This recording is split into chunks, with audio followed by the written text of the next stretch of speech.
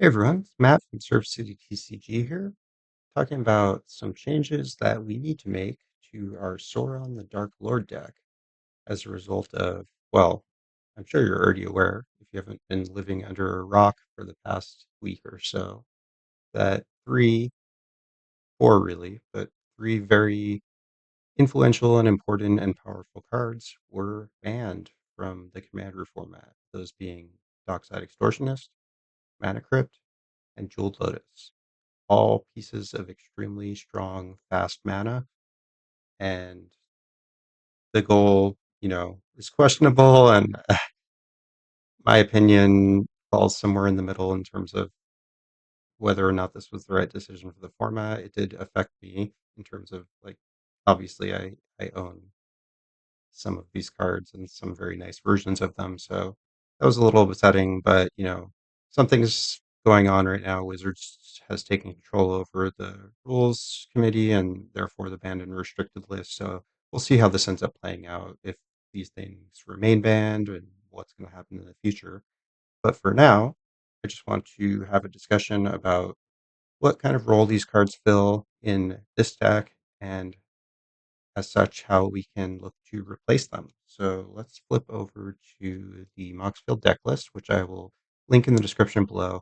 I'll go ahead and link the banned and restricted announcement, as well as the more recent update about Wizards um, becoming the sole rules maker and banned and restricted updater for the format, in case you want to see those articles. But that being said, let's just hop into the deck list here.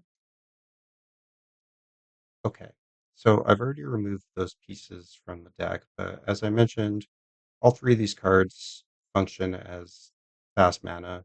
Obviously, like Mana Crypt, it's a Soul Ring that costs 0, right? It does approximately 1.5 damage to you a turn, but that is extremely irrelevant in Commander almost always, because especially in a powerful deck, like power level 8 deck like this one, games aren't going much more than 6, 7, maybe 8 turns anyway. So if you think about it that way, you're really taking like 6 damage to have a free Soul Ring. And that is insanely powerful, especially with a 6 mana commander. You really want an effect like this. And in fact, a lot of the game plan prior to these bannings would be around finding Mana Crypt and getting it into play as soon as possible, just so we can rush out our 6 mana commander as soon as possible. Same goes with Dockside, same goes even more so with Jeweled Lotus, because that one burst of mana, especially like in conjunction with a Mana Crypt, can allow you to play Sauron as early as like turn 2, right? If you have 2 colored lands, a Mana Crypt, and Jeweled Lotus, boom, turn 2 Sauron. So that is the reason these cards were banned, and we're not going to, frankly, we're just not going to be able to replace these cards with anything equivalent. There is nothing equivalent. These are the best of the best. That is why, one of the reasons why they were banned, and expecting to replace them with anything of equivalent power is just unrealistic. But the nice thing is, even though I think these bans inordinately affect this deck, like it affects this deck more than maybe any others, not only because we are running all three of these cards, but because all three of these cards are, except for maybe Dockside, which is equivalent, but Jeweled Lotus and Mana Crypt are extra good for this deck, because like Jeweled Lotus gives us 3 mana. We can use all three of it. It really helps cast Sauron. It gives us the color that we're missing. You can't make all three, but it still gives us the color we're missing. And Mana Crypt, I already mentioned, this is a mid-range control deck slash control deck. So having this extra mana every single turn over the course of a 5, 6, 7, 8 turn game is unmatched. That being said, these changes affect everyone equally, so we have to look at what options we have and how the format, being a little bit slower, might adjust not having all of these fast mana sources available. So I'm grouped by my types and tags. These are all custom types and tags that I've entered, and I talk a lot more about these in my Sauron deck guide, which I will go ahead and link here above. So check that out if you haven't already. Even though the bans weren't accounted for when I made that guide, a lot of it, or almost all of it, is still going to be applicable. So mainly, what we're looking to do is replace some mana sources potentially, but that's not the only option. We don't have to just replace mana, even though all three of these cards were mana. We can also look toward bolstering more of a control game, right? Since everyone's going to be a little bit slower, having something like another board wipe, another counter spell, another piece of removal could be an option as well. I haven't quite decided what I'm going to add yet, but I just want to talk through the overall mindset of what I'm thinking when I need to replace these cards. And really, what I want to do is like not assume any of this is locked in either. Just a one-to-one replacement of each of these cards is not the only option here, and it might not be the correct option either, right? The fact that we're losing three pieces of very fast mana could make this deck completely obsolete. I'm not saying it does, and I don't think it does, but I just want everyone to realize that like this is a drastic change, and being able to you can't just assume your deck is still going to be the same without these three key pieces, especially if you're running something like 9 tutors to find a lot of these things, right? So it could be that we want to reduce the number of tutors because there's not as many good things to find. I don't think we're going to do that. I just want to talk through all of the possibilities given these changes and sort of just like, I'm going to start off by just evaluating what the deck looks like at this point and seeing where I feel like it might need to be bolstered or what changes need to happen. So I'm going to do as I do with almost every deck when evaluating it and start off by looking at three major categories. The first one is mana and ramp, which we see here right at the top. The second one is removal, and then including board wipes, but also like single target removal, which I have separated out here. And then the last thing I want to look at is draw engines, and tutors kind of go along with that, especially in this deck where what we're doing with our tutors most of the time is trying to find the guy who dodged the banhammer, your friend and mine, the One Ring. So start off with mana. We have 14 sources, 6 mana commander, right? So very expensive, right? And we benefit from casting him as soon as possible. The game plan of this deck, I'm not going to go into in depth, but this is an aristocrats deck that's looking to get Sauron online, get a sack outlet, and just accrue value until everyone is dead via attrition. So getting Sauron out as soon as possible is extra potent in this deck, and his ward, which is the opponent must sacrifice a legendary artifact or a legendary creature, makes it very hard to deal with him once he is in play. So it's a lot safer to run him out with no open mana in this deck than it is in any other 6 mana deck where the commander doesn't necessarily have such a difficult to deal with ward cost. So mana and ramp, that all being said, mana and ramp very, very important in this deck, and 14 seems honestly a little light to me, which makes sense because we just cut 3 mana sources, right? Prior to this, all three of those would have been in this section and all really help get Sauron out a lot faster. Um, I guess in line with mana ramp, I want to look at our land count too. It's at 37. This should include MDFCs, so I'm just going to switch back to regular types. We only have one MDFC right now, and it is looking for the little flip symbol thing that indicates that it would be an MDFC. Here we go. Agadeem's Awakening. This is the only MDFC we're running. In case you're not familiar with the term, MDFC stands for Modal Dual Face Card, and it indicates these cards that can be played on either side. Usually it's a land on one side and a spell on the other. So Modern Horizons 3 has some of these too, very good ones actually, just like these old or rising ones that you can pay 3 life to have come in untapped. These are the kind of MDFCs you want to be running. The ones that come in tapped on the other side, I'm not a huge fan, especially in a power level 8 deck. I tend to not run those. But the other ones, including the others ones from ZNR, which are Seagate Restoration is the blue one, and Shatter Skull Smashing, which is the red one, are all considerations for this deck. In fact, you'll probably find them in my considering section. Seagate Restorations here. Looks like I'm not considering Shatter Skull because that card is really good, but I just rarely find room for it. Um, so this is pretty much the least number of lands I want to be running in a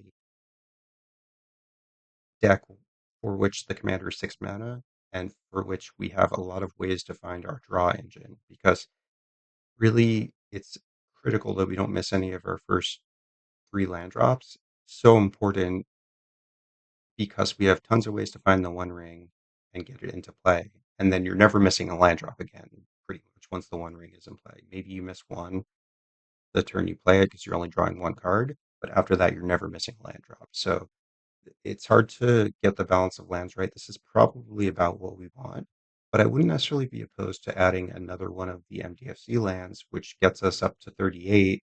And, if we need it, right? Those can come in as lands if we need them, but could be spells if not. So you know, I want to consider, and what I'm going to do, excuse me, what I'm going to do is all the stuff I'm considering adding, I'm going to put into the sideboard, and then we'll kind of look at it all together. So, Mana Vault, since I see it here, is one that I would consider as a direct replacement. In fact, the price spiked on it a little, but we were already running it, so it doesn't help us to replace Mana Crypt because it's already in the deck. But if it wasn't, I think this is one of the first things I would look at to get added. But let's look at the MDFCs. So I'm going to switch back to the types and tags, and I'm going to go ahead and just add to considering. And you can switch this here. So Shatter Skull is not in considering. I do want it there. I'm probably not going to add it, but I still would like it to be in the considering so that when I scroll down and look at the MDFCs in my considering section, I see it as an option. Okay, so MDFCs, here we go. Okay, so here are our options. Are there any missing? So there's the red one from MH3. So the way I like to look for these, unfortunately, there's no Oracle tag in Scryfall that I could say like O tag MDFC. I don't think. Let's just make sure that that's not true. Yeah, I wish this existed. So what I normally end up doing when I'm looking for the MDFCs and can't remember what the name of them are, is I will go um, like type land and then type is like sorcery or instant or creature. And this is like a little annoying, but it makes sure that you see all the options. And if there's a better way to search for these, I would love to know. So please let me know in the comments, but this is normally what I'll do. So what I did was say, I want to see stuff where it is a land and it is one of these 5 things, right? I don't think there are really any planeswalker lands or battle, so I'm just going to look for this, and it should give me a few options. It might find some stuff that we don't really want to see, but what we can do also is add a sorting, like order EDH rack, and then we just see the most potent ones. So if I've already, oh, and I guess we want, um, whatever, we can see the artifact lands, that's fine. So this can go in considering. I don't love this card, but I do actually like it in lower power decks, but I don't think it's going to make the cut here, but I still don't mind adding it to considering. Glasspool Mimic's never making the cut here. Sink into Stuper's already there. Fel the Propane is a good option, so let's put that in considering. This is a really poor rate for a removal spell, right? 4 mana to destroy a creature or planeswalker, but it can be an untapped land if we need it to be. So that's very, very powerful. Think of a late game situation where you top deck a swamp versus top decking this, and you'll understand the potency of these cards. So it looks like we captured most of the other important ones. Hydroelectric specimen's a fun one, but again, not quite at the power of this deck. Bogart Trawler is actually a really good option, so let's add that to considering. And this is the one I was trying to think of, Sundering Eruption. Actually might be pretty decent in this deck because preventing blockers lets us get through with our Orc Army, which can trigger our commander, causing us to discard our hand and draw 4. So this is a decent option, and it can destroy a pesky non-basic land like Gaia's Cradle or any other powerful thing that is hindering us or helping our opponents. So we've got those added. So I think our options, I'm going to pick what I think are maybe my two favorite of these MDFCs and put them in the sideboard for consideration. So Bogart Trawler is definitely one. It's a very powerful effect on a potential land. Sink into Stupor is probably the best one, which is why it's a $9 uncommon. I guess this is foil, still $7. Crazy. I think that's one that I'm very likely to add. And those are probably the two best. Seagate Restoration is really good, but we don't need it for this deck. And Sundering Eruption, I think, is really good. I might consider this, but I tend to not value the effect of Ring Tempt, discard your hand, draw four.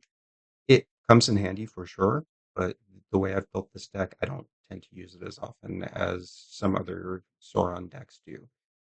If you do, I think adding Sundering Eruption is a great idea. So for now, we've got those two on the sideboard.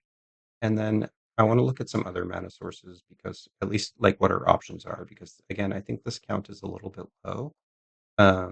We could look at adding something like Grim Monolith, Mox Diamond, Chrome Mox, but Grim Monolith is really more of a combo piece, and we don't have ways to untap it, so I'm gonna steer clear of that one. And then same with the Moxen. They're very good, extremely good. In fact, like I think they're worth it, but I think they lean a little high power for what I want this deck to be, like close to EDH. So I tend to not to like running them in decks like this. I'm running Glittering Caves, aka Gemstone Caverns. This is already on the fence for me. Like I don't love running this card, but I think it's fine. We don't necessarily love the card disadvantage in this deck, being that this is a control deck. But honestly, like I might just cut this. To be honest, I don't. The fact that it's on flavor, I have the Lord of the Rings version, I think makes it okay, as weird as that might sound. I'm going to leave it in for now, but I could see cutting it. I don't like running it in a power level 8 deck. I think it's a little pub stompy. But given that it's on theme, I think it's okay for this deck. All right, so let's look at what other mana sources we have in considering. There actually aren't too many. So I could be missing some here. Jessica's Will is one that probably should be in the deck. So I'm going to put that in the sideboard as a strong consideration. Same with Talisman of Dominance. I want to go down and just look at our color distribution. And we should have also looked at our curve. Our curve looks great. Maybe it's a little heavy on threes, so that's something to consider. But this is basically where you want your curve at. Sometimes I like to see it dip down like this and have two be the highest. But given that this is a control deck, I think this is okay. And then, as you can see, especially now with Dockside out, we're heavily weighted on blue black. So I think Talisman of Dominance should be a very strong consideration for adding. So let's put that in the sideboard. So let's, before we move on, or I guess let's like look at our other categories. Like I mentioned, we have 8 pieces of removal. This is a little light. Um, I wouldn't hate to see more here, but we're running a lot of board wipes, so that sort of makes up for it. I think you want your total of removal, pinpoint removal plus board wipes, and you could throw bounce in there too because this counts. I like to split it out, but you should sum it up, I think. So we've got 5 board wipes plus 2 bounces plus 8 removal. That's 15 pieces. That's like pretty much around the minimum I would want in a deck. So I wouldn't hate adding another piece here, which definitely lends toward something like Sink into Stupor, which gives us another piece of removal and another mana source. So I think Sink into Stupor is almost surely going in. Not only that, but it's a blue spell, which is extra powerful because we're running both Force of Will and Force of Negation, which require pitching a blue spell. So blue spells get extra points here. So honestly, like I was probably just behind and didn't update this deck in time, but this is almost certainly an add. In fact, I'm just going to throw it in right now. There's no chance we're not adding that. So really only have 2 spots left. We're good on removal, pinpoint removal. We're good on draw engines. This is a little light, honestly, for what I'd like to see in a deck. But these 14 pieces are bolstered by all these tutors except for like the first 2, 3. So all of these 6 tutors can help us get the One Ring, which is makes all the other draw sources negligible unless it's countered. So I think we're good on draw. I really just want to spend these last two spots bumping our mana because the way you lose with Sauron is you keep a land light hand. If you don't hit enough lands, you don't hit enough mana rocks, that's how you can lose with this deck. So I think we just want to add a couple of other mana sources. And I think for what we've put in considering already, like any of these three would be great. How many two mana rocks do I have? Because I don't think I have that many. Yeah, I'm only running two right now. Moonsilver Key kind of counts, but Moonsilver Key got worse having lost Mana Crypt because finding Mana Crypt with this is the number one thing I was typically doing. So not having Mana Crypt makes this worse. It's not worse enough that I'm going to cut it because finding Soul Ring is still very strong. And this can also find Phyrexian Altar, which is really, really powerful. So I think adding the Talisman is next on my list of priorities. So let's get that in. And then these two, I mean, I think they're really close. We're already running Ojukabog, aka Barrow Downs, which is great because we can find it with Expedition Map. We can find it with Urza's Cave if we've already got Coffer's Urborg. So I don't think it's as important to get the Bogart Trawler in. Therefore, I'm going to lean on Juska's Will here. So let's put Bogart back in considering, and then let's just take a look at what our mana looks like. By the way, I also have these separated out that make treasure, and not I'm not counting these in mana, so those help too. Just not quite as much. They're not as consistent. But this I like. 16 plus the four treasure makers is 20. That is like a solid amount and really what I want in a deck like this that's just looking to find the One Ring, looking to get Sauron out as fast as possible, and then defend it with 9 counters, defend it with our like suite of removal plus board wipes. This is looking like solid numbers, and I think I'm going to run with it. So thanks for watching. Tell you what, I'm going to do a little bit of Mulligan practice because I haven't done that in a while. So let's get into it. All right, so if you haven't seen me do this before, what I'd like to encourage you to do is pause the video and then make a decision of whether you would keep this hand. Assume that you don't know what like the turn order is, and you don't know who your opponents are, but this is our opening 7. So if we mulligan this, we're going to go down to we're going to draw second 7. So pause the video. You keep this one. I mean, heck yeah, this hand is crazy good. We've got a turn 2 black market connections. Really, like, what more could you ask? And Jessica's Will, Dakfin is great. Steal someone's soul ring. Yes, please. This hand is nutso. So let's play it out, but man, this hand gets there for sure. So I think what we do here is open with. So what lands do we need? We've got the black red duel. We've got this, but we really don't want to play this as a land. So I think we definitely want blue.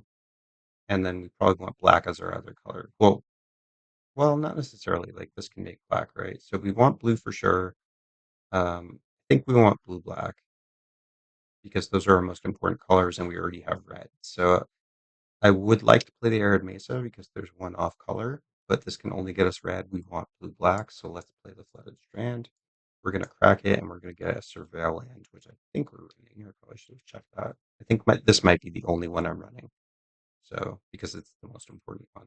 So to bring that in, we'll surveil 1. It's a force of negation. Like, I can't imagine much better card to be on top, so we're definitely leaving that on top. And we will go for the next turn. Draw the force. Now, if someone tries to stop our black market, boom, force of negation, pitch deck, we're in business. So Balin's Tomb, rip, Balin, sad. Play the black market connections. Go to our next turn. Oh, futuristic. Wow. I mean, if only I could draw hands like this in real life.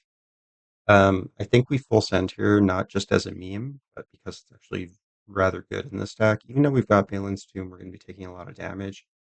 Getting at least one shapeshifter in place very powerful with Sauron deck because the shapeshifter does count as an orc.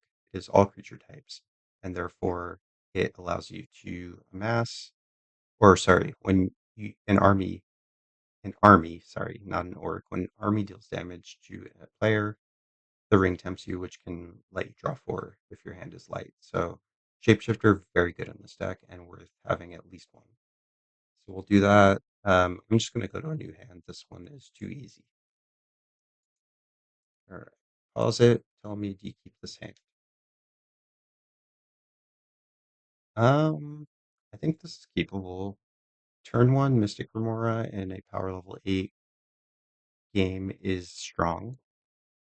We don't have anything to do for a couple turns, but that's kind of okay, right? Because we're just going to be drawing a bunch of cards, keep paying for the fish. Like, this is the kind of hand where you pay for fish like 3 turns in a row, and just like everyone's holding their mana rocks maybe for a turn, and they're like, screw it. He's just keep paying.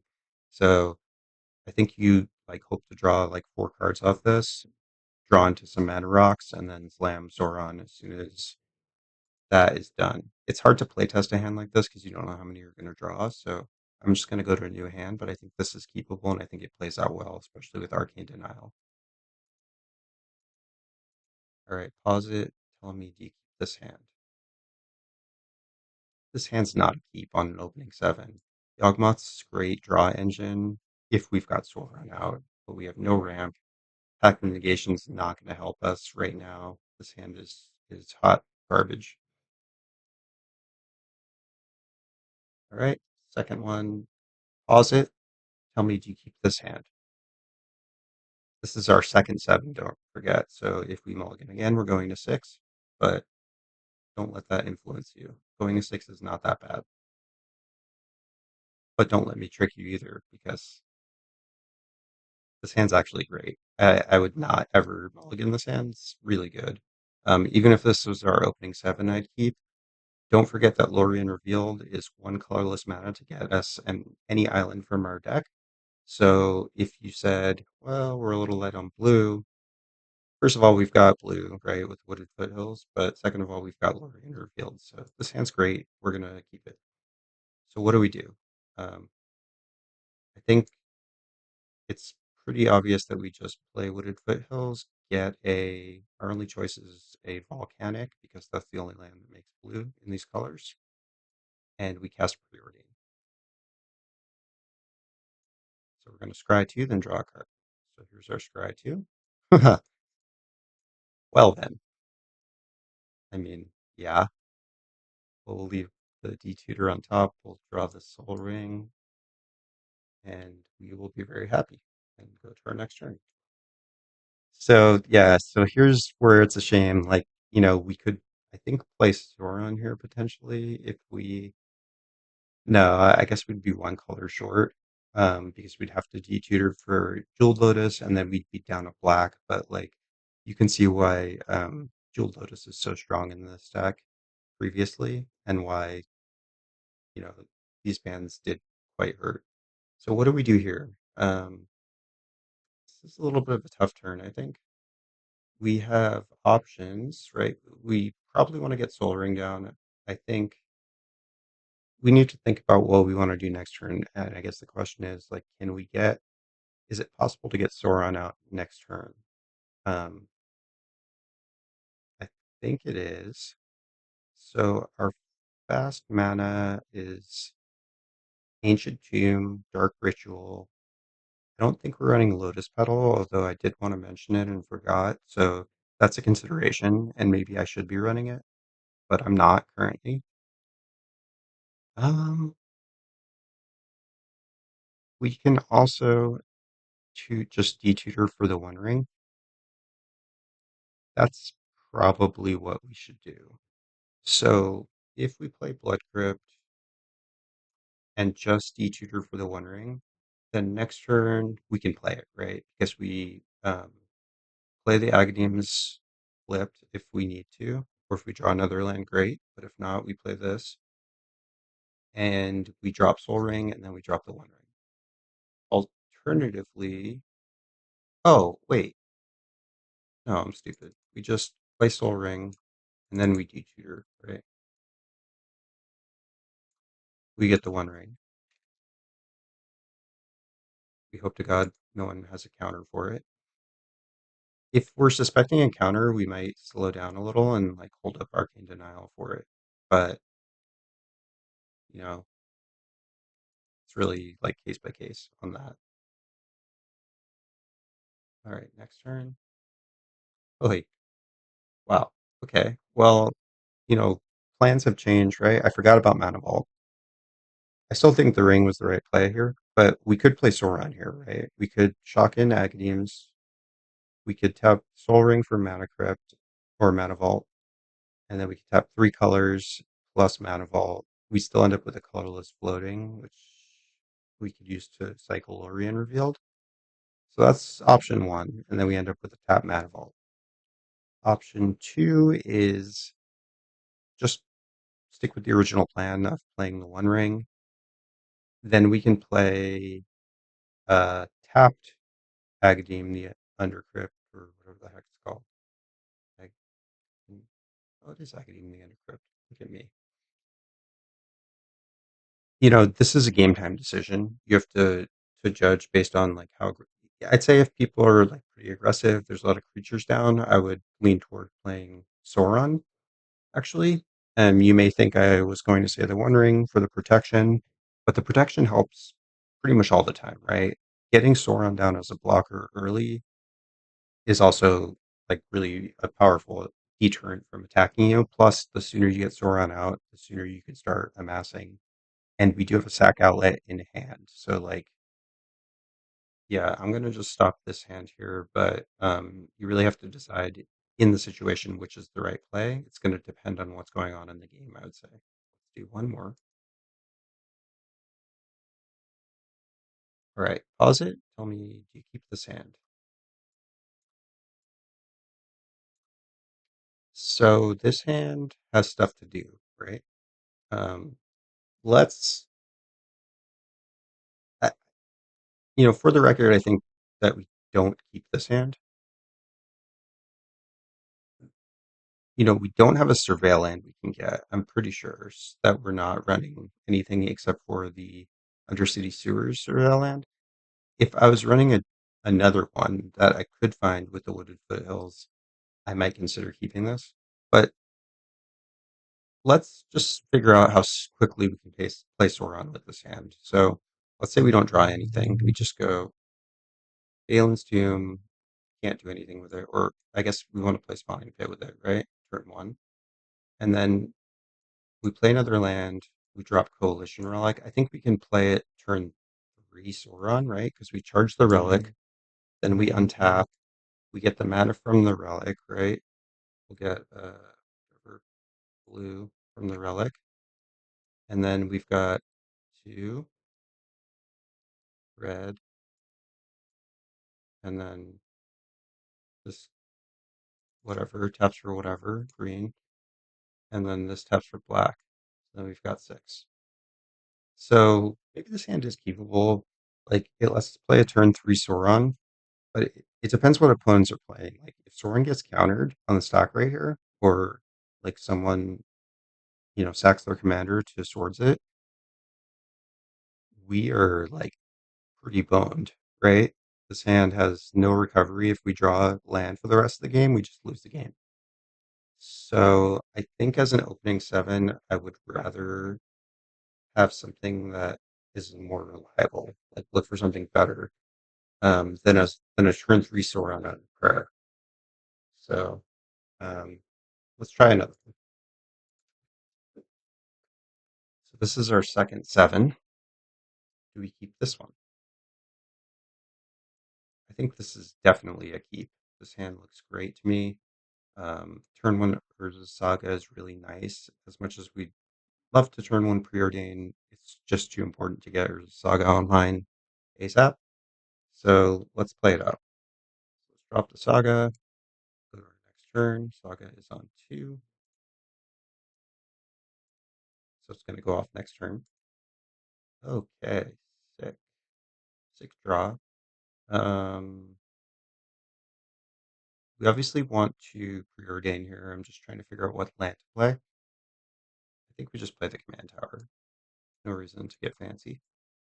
Preordain, scry 2. Okay, so we're gonna definitely bottom both of these. We don't need more mana sources. Bottom of the library, draw a card. Shadow Spear's not bad. Actually, just play it right now. Look at that. All right, next turn.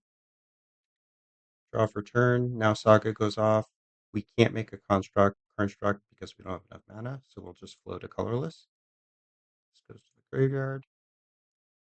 We'll grab ourselves a Soul Ring, second best ring in the deck. And then we've got a colorless floating already, right? We will play land.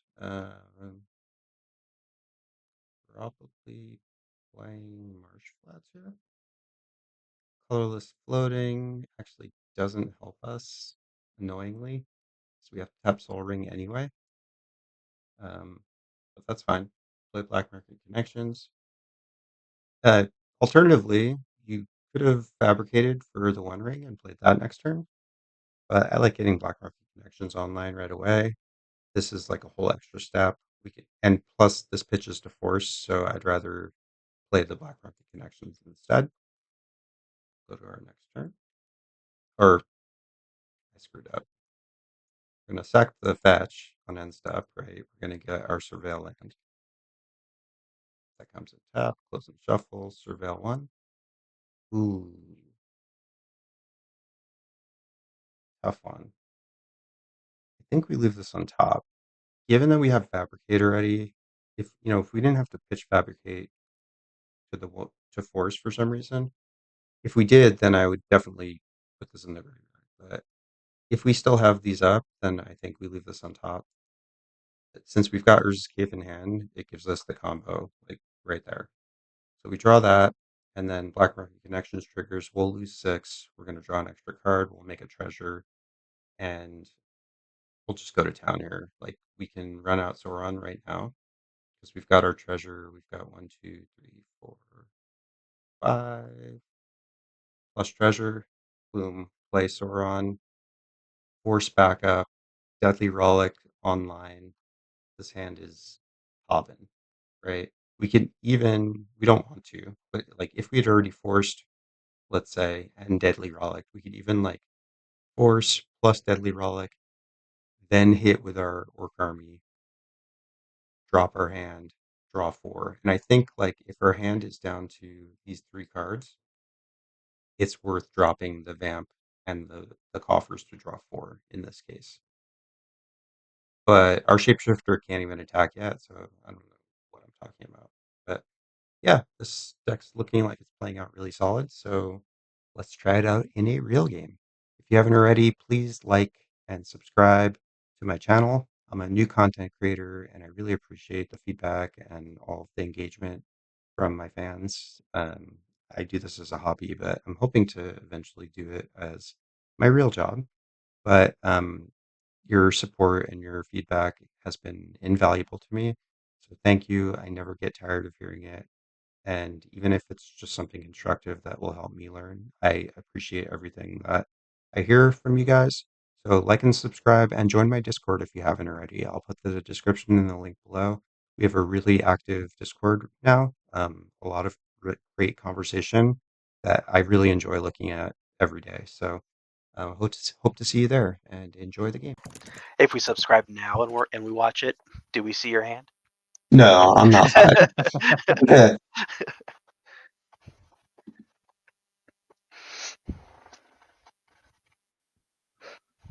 I'm going to randomize us 3 times. Here we go. 1, 2, 3. Okay. Oh shit! I'm in the same turn order for me. I think it's exactly actually the literally same. the same turn order. Wow. Yep. Great. Okay. That's the 7.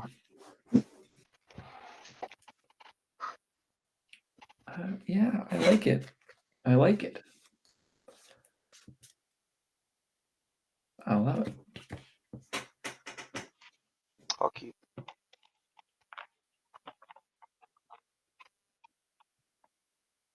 Two Lord of the Rings commanders here today. Am I up against Atraxa? Oh, sorry, I haven't put my commander in. That's probably a thing I should do. Sauron, huh? Yeah. Yeah, that's a scary deck. I don't think I've played against Radagast yet. No, he's cool. Atraxa, huh? Wow.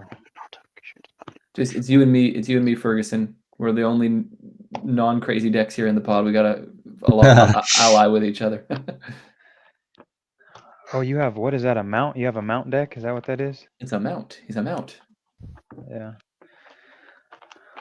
I bought all, I think, what is it, all 17 of them?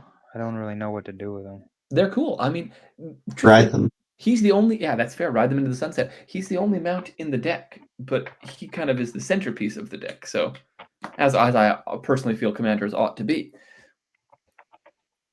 Is he in the deck? Would you say? I mean, I'd say that like he's more or less in the deck. Yeah. What does saddle 1 mean? The saddle's like crew for creatures. So at sorcery speed only, you can tap any creature on your field, and in fact, more than one if you'd like, whose total power collectively equals the saddle number on the creature, in this case, 1 or more. And that makes the creature saddled when they attack. A creature with saddle, unlike a vehicle crew, can still attack without being saddled, but you don't get the printed benefit that's on the card. Oh, gotcha. Yeah. So when Calamity, in this case, attacks while saddled, you create a copy of a non-legendary creature who has saddled him, tapped and attacking, and sacrifice that copy at the end of turn. And then you repeat that process 1 more time. So you can copy one creature 2 times, or you can copy 2 creatures 1 time. I'll keep this. I'll go with it. I'm good. Okay. Okay. Well, then Everyone's ready? I think we're good to go. Then take us away, sir. If you have any like YouTube intros to do, I don't know if you're gonna cut those in after or whatever. Nope. I am very amateur. I don't do any of that. Smash that like and subscribe button. Thanks. Good luck. Have fun. Draw for turn. Turd, do you know how to make your screen widescreen? Your camera? I do not know. I'm pretty sure if you refresh the page, and then when the page comes up, if you hit there should be a scroll down tab under the ratio. Hit widescreen or Windows. You have to click use custom aspect ratio, and then and then click down. There should be a drop down to go to widescreen. I'm gonna crack Blitzingmeyer for a Surveil land, and then I will pass. Sounds good. I will untap, draw for turn. And when I say untap, I mean nothing at all. I will be much less exciting and play this red generating land. You may know it as a mountain, and I will pass the turn. Okay. No. No. That's fair. We can still, honestly, Ferguson, we can still see a really good view of your field. Yeah, I just was curious if it would make it. No, you're right there. I've done that in the past with the refresh, and it has worked better. Mirror landscape tapped and pass.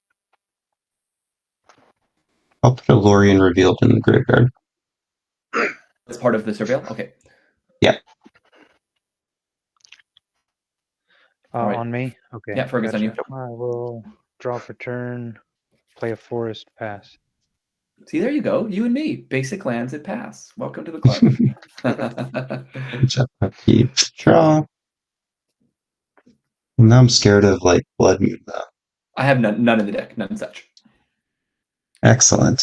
I do have a 4-mana card called Ruination that destroys all non-basic lands, but other than that. Ooh. Talisman of Dominance. Pass turn. I will untap. I will play a land for turn. And I will play a little bit of red ramp here, but it's I think it's good Christian ramp.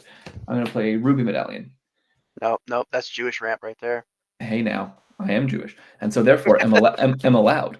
I will pass the turn, and a mazel tov to you on the untap. I like it. Draw for turn. Let's go with a.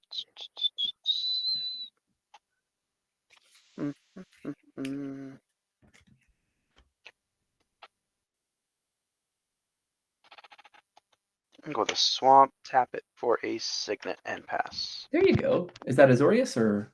It is a Azorius, correct. Yeah, you're good. Gotcha. I will draw for turn, play a forest, forest and 1 for rampant growth, and pass my turn. Nice. Okay. Once I go get that forest. Sounds good. Upkeep, draw.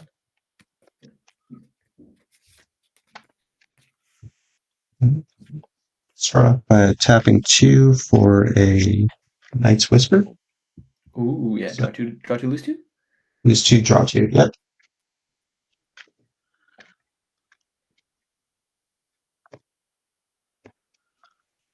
Hmm.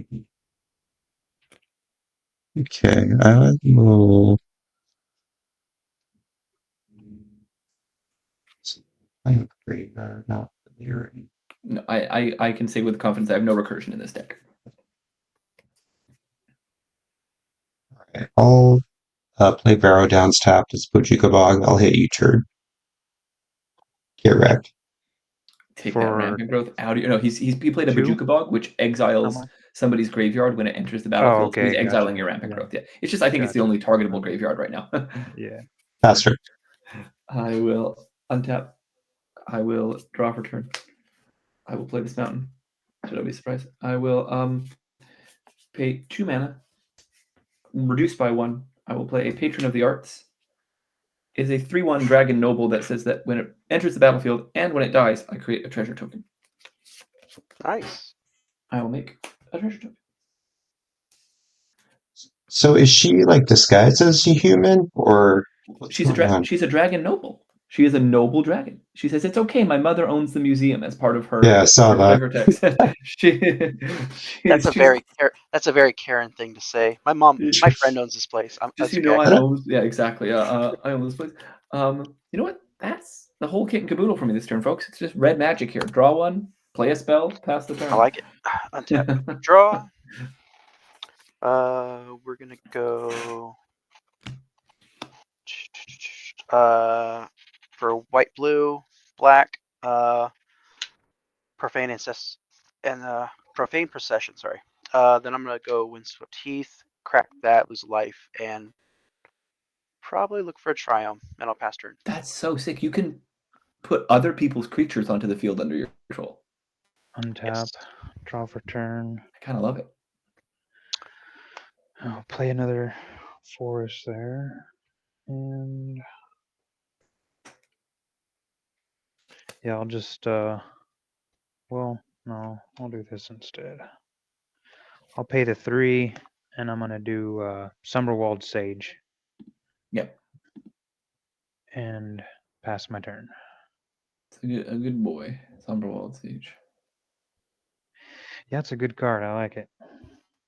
Tap, upkeep, draw. Ah, now you got me freaked out about Ruination. It's in the deck. It's not in my hand. There's like a million cards in this deck. I think a commander deck's legal card count is 1 million, so you don't have to worry about it. I do think I have one. I do think I have one non-basic in this I'd deck. like to see you shuffle a million cards That's fair. That's a good point. without a machine. Pile shuffle. I am a machine. Right. So that card, if it destroys all non-basic land, do you search for a basic or no? No, it just full out destroys all non-basic lands. Gotcha. Right, Mind you, that's because there are only basic lands in this deck. So no, I get you. Some cards that say like destroy non-basic. Yeah, and then go fetch a land in its place. Yeah. I'll crack Arid Mesa. Would get a basic, but I only have one basic. I think it's an island. That's fair. That's fair. I respect it. And again, sometimes too, I will say, this isn't not me holding the table hostage. I don't have it in my hand. There are times I know. I'll draw it and I'll just say like to my own self, like, I'm not going to play this game. Like the tempo of the game is such. If I ever play it, it's because I think that doing so will ensure that I have such disproportionate advantage that I win within the next 2 turns. I don't do it to slug up the table in any capacity. Yeah. No, this deck's powerful. You should play it if you draw it. Yeah, I mean, for sure, Sauron can do Sauron things. Once he hits the table, it's like, be afraid hours. Yeah. All right, I grabbed a volcanic island, and then I'll tap for colorless on the talisman. Or sorry, 5. 5, yeah, with color. And I'll play Tezzeret the Seeker. Okay, good boy.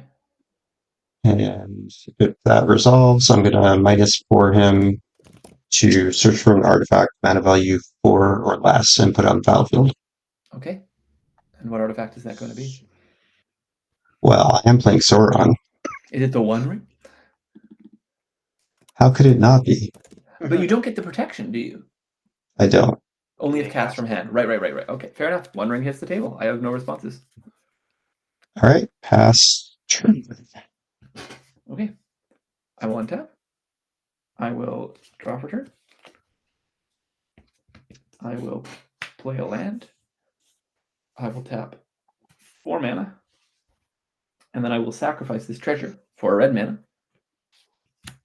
It's not going to go in my graveyard. I don't know why I put it there. Just very gently laying in my graveyard. And then I will play Calamity at a reduced cost of 1. And then I'm going to crew or saddle, in this case, Calamity with Patron of the Arts. Nice. And then I'm That's going to move to combat, and I'm going to swing 4 Kalama damage at you, Surf. And I'm going to, upon attack, create not 1, but 2 tapped and attacking token copies of Patron of the Arts, one of whom will go at Atreyu, one of whom will go at Ferguson. These are 3 ones. On entry to the battlefield, I will create 2 treasure tokens. Very nice. Nice. I will take 4 Kalama damage. 4 Kalama damage. Okay, and then I will take the 3 at me as well. Oh, yes, sir. Thank you. I will move to end, whereupon I will be required to sack these 2 Dragon Nobles and create 2 more treasure tokens. Pretty good. And then I will pass the turn. Seems legit. Where's my dockside? Right. So one of the most highly recommended cards in this deck is a Dockside, by the way, because you can play them and then duplicate them 2 times. But A, I'm here in Canada where Dockside is like $3 trillion. And B, he's banned now, so I don't have to worry about that.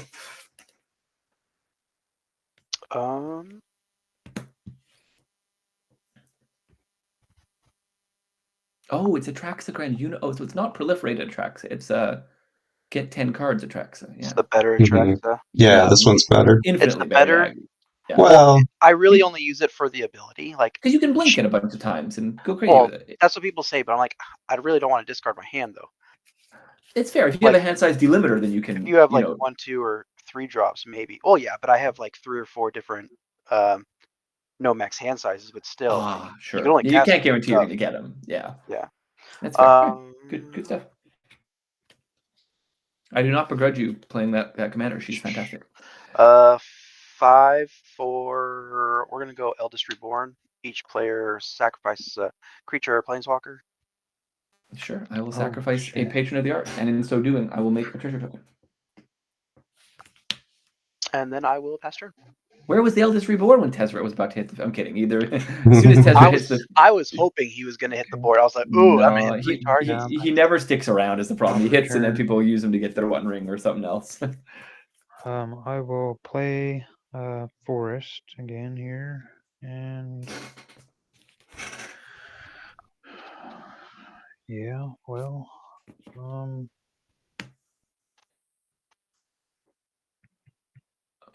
discards a card. Okay, gotta keep that in mind. I have the Eldest Reborn in a Narcy Fablesinger deck. It's a really good card. I will just pay the 4, and I'll cast my commander. Look at the top 4. You put the revealed card in your hand. Is that correct? Yeah. Yeah. That doesn't share a creature type from one you control. Okay. Yep. Yeah. I'm gonna take Earthquake Dragon. Okay. Into my hand. Okay. Very cool. That is the largest numeral I have seen inside a colorless pit in all of Magic the Gathering. Yeah, Draco 16. Yes, you're right. Draco is 16. That's fair. All right. I will pass my turn. All right. And step I'll add a burn counter, draw a card. Seems a good.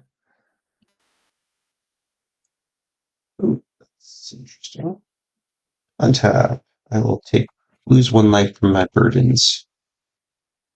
Draw for turn. All right. So I'll play a Dole Amroth, which is Minamo School at Water's Edge. Okay. Untap a legendary creature. Legendary permanent. Permanent, yes. Oh, like the 1 ring in this case. Yeah. I will pay 6 for Sauron the Dark Lord. I have no response to Mr. Sauron the Dark Lord. I have 7 cards in hand. Pass turn. Okay, I had to read all his pieces of text. Very good pieces of text on that card. Yes. I will draw for turn. I will not hit a land, but I've got some treasure, so I can weather the storm. I will pay 6 mana, 4 of it in mountains, 2 of them in treasures, going down to 3 available treasures. And I will cast Trumpeting Carnosaur. He's a 7/6 trample who says that when he enters the battlefield, I discover 5. So I'll amass orcs on cast, and then I'm also going to respond to the cast trigger by drawing 2 with the ring. sounds good. And I will discover 5. Yep. That is a command beacon. I think my only non-basic land in the deck. A mountain. That is a Scourge of Velkus. I will cast Scourge of Velkus. He is a 5 mana, Yes. 4/4 flyer. You will amass an orc upon the cast.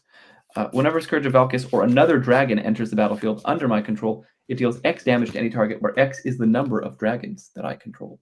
I will deal 2 damage to your orc army. Got it.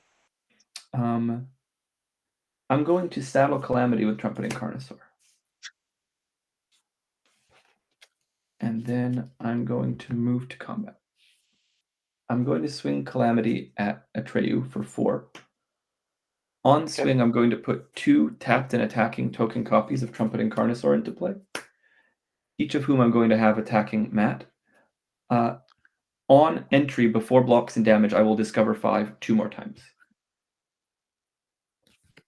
Yikes. Port Razor. On cast, you will make an orc. Port Razor deals combat damage to a player, allowing me to untap each creature I control and giving me an additional combat phase. He notes that he cannot attack a player he has already attacked that turn. Then for my second Discover 5 trigger, that is a Mindclaw Shaman for 5 mana. I will cast it. You will amass orcs a second time. When Mindclaw Shaman enters the battlefield, I ask an opponent to reveal their hand, and I may cast from it an instant or sorcery for free. Matt, can I see your hand? Can we all see your hand? Sure. You're going to get one option. It's Fabricate. And then what does Fabricate do? You get to tutor an artifact to your hand.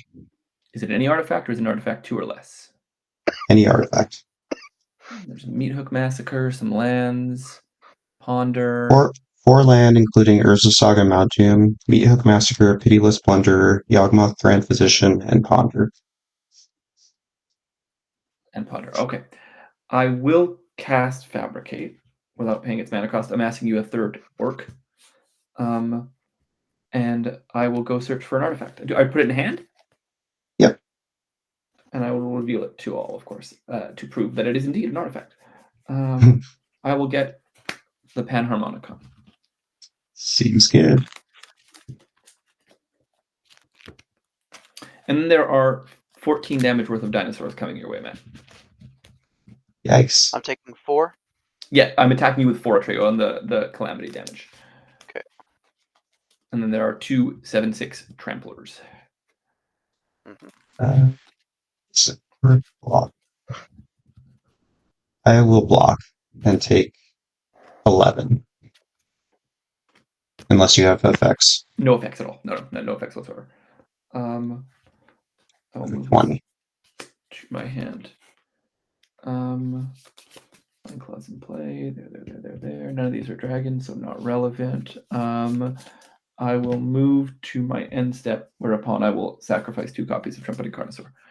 And I will pass the turn. Alright, untap. Upkeep, Turn. draw. Thank you very much. Yeah, Trumpeting Carnosaur is That was a good turn, yeah. obscene value. He's so good in this deck. Eldritch Reborn triggers, second phase. Each Oh, opponent discard a card. discards a card. Okay, I will discard this card. It is Scourge of the Throne. It's a big dragon boy. Let crit. Everybody has to discard, you said? Yeah, every discards a card off of his saga. Yeah. Okay. Shit. I guess. Yeah, I'll go Tree Card Duo. Okay. Tree Guard Duo. Sorry. Yep, all good. I will play land for turn, will be tapped.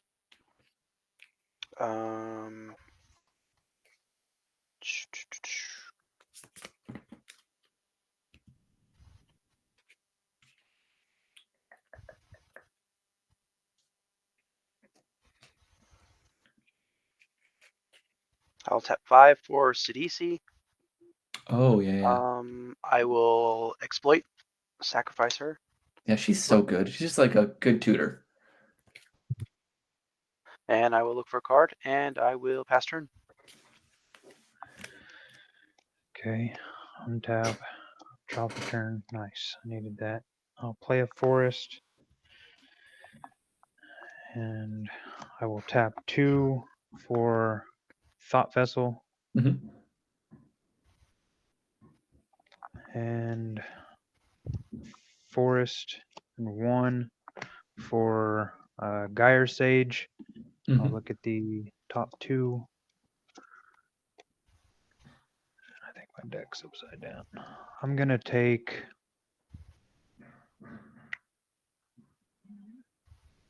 Bighorn Rancher. It's a human ranger. I'm gonna take that to my hand. Yep.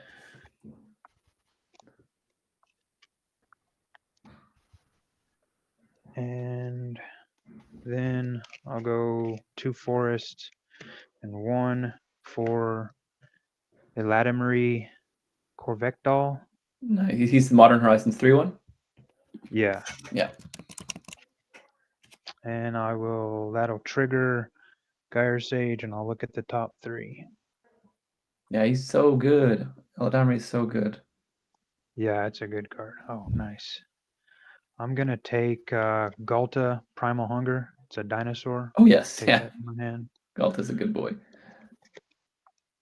And so hold on, you're allowed to take the dinosaur because it's only if it doesn't share a creature type from among what's on the field, right? It doesn't have to not share with what's been taken before or whatever. yeah, just what I can't Just what you share a have. creature type with what I have on the field. Creature you control. Yeah. Creature you control. Okay, perfect. Yeah. Radagast is very cool. And I will pass my turn.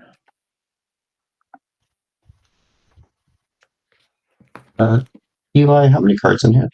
I have 5 cards in my hand. I had You have- 6, but I had to discard this Scourge of the Throne. You have 4 lands that are tapped? I have 4 tapped lands and 3 treasures. Got it. I missed Okay, the land I'll drop last turn, alas. take 2 on my upkeep. Shoots off return.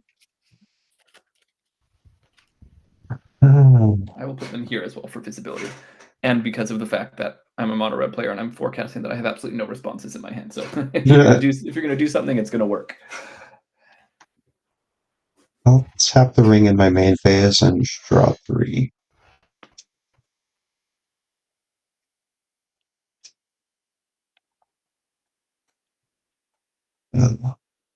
That's good. Play versus Saga is land return. Mm-hmm. Everyone's tapped out. I do have 3 treasures. But Oh, okay. I will pay 7 and overload a Cyclonic Rift. it seems very, very, very, very, very powerful and good in this context. Yeah, I have. I will respond by first indicating I have no responses. No responses. What does that do? That's return Yeah, all creatures. it'll return all non-land permanents we control to our hand. Yeah. That's what I thought. I will sack my 3 Nope. treasures in response to do nothing with them. You can't, you already passed priority. Oh, fair enough. Yeah, fair enough. They're all gone. They're all gone. They're back in my hand, though, notably. Okay, so Thought Vessel, he goes. I guess I'll put my commander to my hand too. Yeah. I'm going to send 4 back at you, Eli. I'll take the 4. And the ring will tempt me. I will make Sauron the ring bearer, as it should be. Yeah, seems good. And I will choose not to discard my hand to draw 4 cards. Or actually, yeah, I'm not going to do that. But I will have to discard to hand size, so I will discard a Watery Grave and a Badlands. And then I'll pass. Okay. I will untap. Draw for turn. Well, that would have been useful. I will play a land. I'll pay 2 mana. I will cast a Ruby Medallion. And I will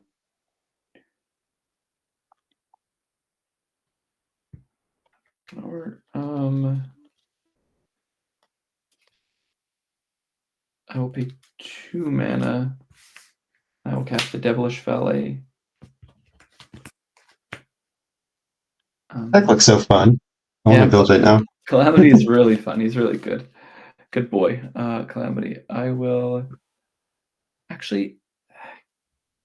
Can I undo this? It's going to give you another orc, but I just realized there's a potentially better play here. I don't have any new information, but I'm more than happy to be told that it's too late to undo. Okay, yeah, you're good.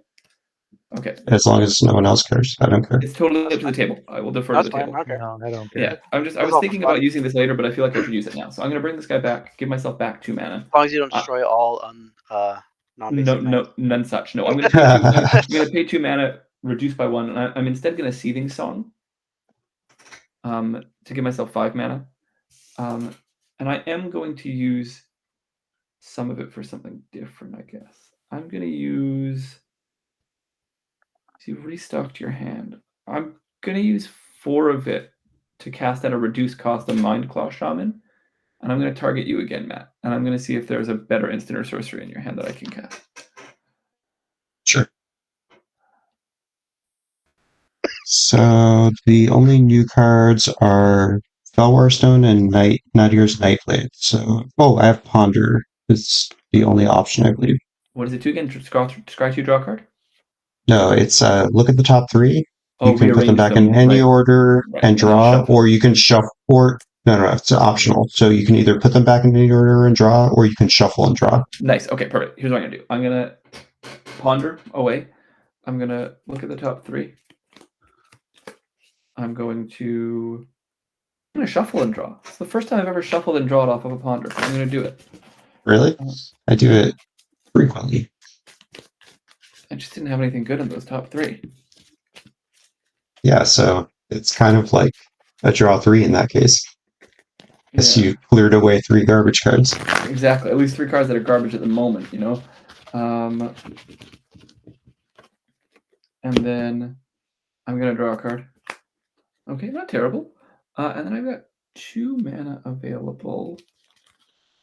And I'm going to try it again because I guess I just drew this. But I guess it's not going to work in this case for you. Okay, so I'm going to pay 2 mana off the Seething Song of 1. Seething Song goes to grave. I'm going to cast Cursed Mirror. It's a mana rock that comes into play as a copy of target creature till end of turn. I'm going to have it come into play as a copy of Mindclaw Shaman. And when it does, I'm going to target you, Atreyu. Okay. So I reveal my hand? Reveal your hand, and if you have an instant or sorcery in there, I may cast one of them for free. Moonwald, Apex. The only sorcery is Tragic Arrogance. What does it do? For each player you choose among the permanents that they control, an artifact, a creature, an enchantment, and a planeswalker, they sacrifice all other non-land permanents. Excellent. I'm gonna cast Tragic Arrogance. I'm going to. So first priority. Does anyone have responses? Does anyone have responses to Tragic Arrogance? Nope. I passed. I don't. Okay, so I'm going to start with myself. I'm going to this Cursed Mirror is not an artifact right now. It is in fact a creature, because it doesn't become it in addition to its other types. It becomes it in place of its other types. So I'm going to choose my Cursed Mirrored Mindclaw Shaman as my creature, and a Ruby Medallion as my artifact. And I'm going to retain those, and I'm going to sacrifice my Mindclaw Shaman. You don't have any eligible permanents, Atreyu, so I'm not going to choose anything for you. For that matter, to you. For you, Matt, I'm going to choose your Talisman as your eligible permanent for artifact to keep. I'm going to choose Sauron as your eligible creature to keep. And I'm going to... I guess I have to choose your Urza Saga because it's an enchantment to keep. Yep. And then they'll sack the rest. So you'll sack the One Ring and your Orc. Yep. Pretty good. And then I will move to end step 1, 2, 3, 4, 5, 6, 7, 8, 9. I must discard 2 creatures. I will discard that Scourge of Valkis you previously saw, and I will discard a Port Razor as well. And then I will pass the turn. My Cursed Mirror is now a mana rock again. I'll off to you, Atreyu. Okay. Untap. Upkeep draw.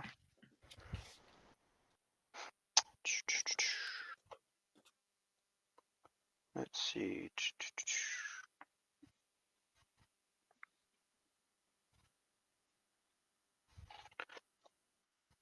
Um, 2 for a mana rock. And then we will go.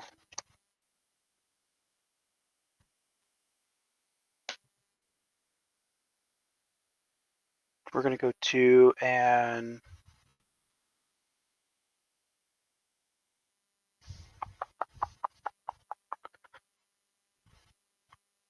We'll sack Myriad Landscape and pass turn.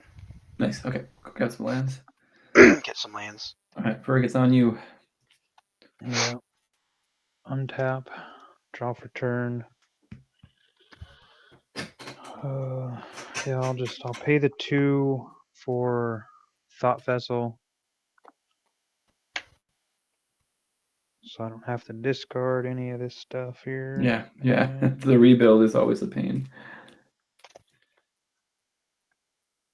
I guess, yeah, I'll just go with 4 more for Paradise Plume, and I will choose. I guess I'll just go with green.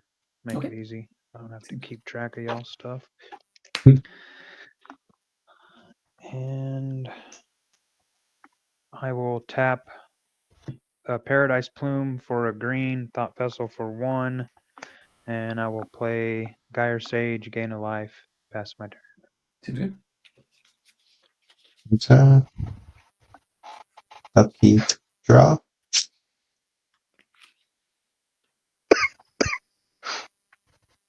Play Mount Doom as land for turn. Doom.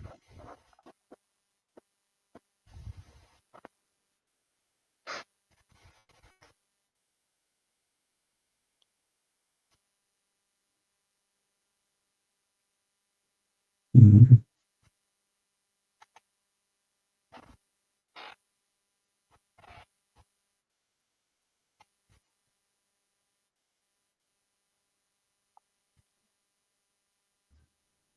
All right.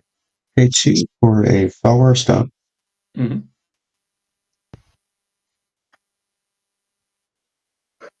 Then 3 for Nadir's Nightblade. Mm-hmm. Whenever a token I control leaves the battlefield, everyone loses 1, and I gain 1. Okay. I'll tap for 4, take 1 off of Mount Doom. And I'll play Yawgmoth Grand Position. Seems good. And then I will go to combat. And I'm going to send.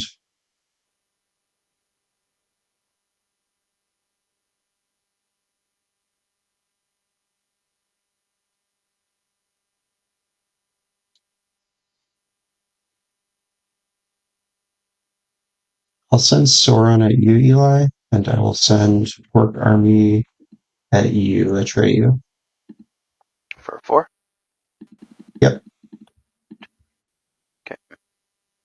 All right. Damage. The ring will tempt me. And this one. I don't think so.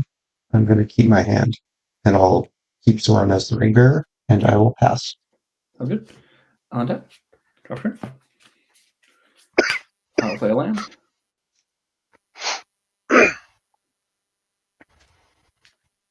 I will pay 4 mana. And I will put a Blasphemous Act on the stack.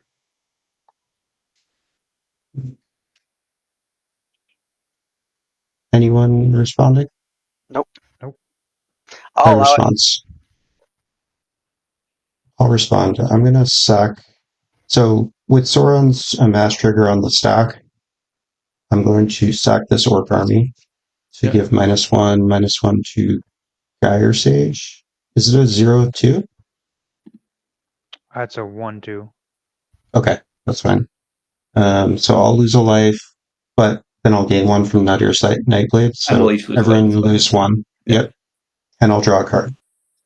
Oh, sorry, it's 3 mana because I had 1 reduction from the Rogue Medallion. Okay. There were 5 creatures making it cost 4, but then 3. Then I'm gonna let the Sauron trigger resolve, so I'll mass 1, and I'm gonna do it again. Sack it to -1 the Gyre Sage again. Okay. And everyone lose 1. Yeah. And I'll draw a card. All right, I got there. I will force a negation, pitching a preordain.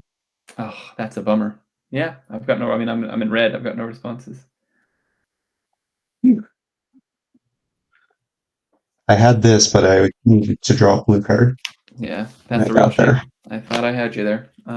Yeah. I will pay 4 mana, and I will cast the Panharmonicon. And I will pass the turn. Yeah. Keep draw.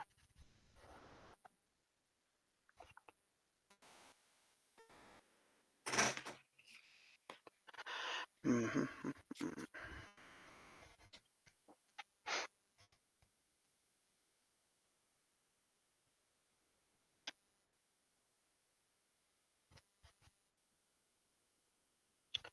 We'll go 5 for a Sunscorch Regent. Nice, I love that card. Then I'll pay 2 for a Farseek. Hang on. Hang on. Sorry. Hold on 1 sec. I'm going to have to interact at every spell at this point. I'm going to be sacking an army every time. So everyone's going to lose 1 basically for every spell that's cast, and I'm going to draw a card. And I will get to -1 counter on something. Actually, I have to target one of my own things for the first one. But does anyone need to explain any of that, or do you guys understand what's happening? Because yeah. So everyone lose 1. I'll draw a card, and I'll put a -1 counter onto Nadir's Nightblade. And then you can still cast your Farseek if you want. At that point, I'm going to be putting -1 counter on Sunscorch Regent.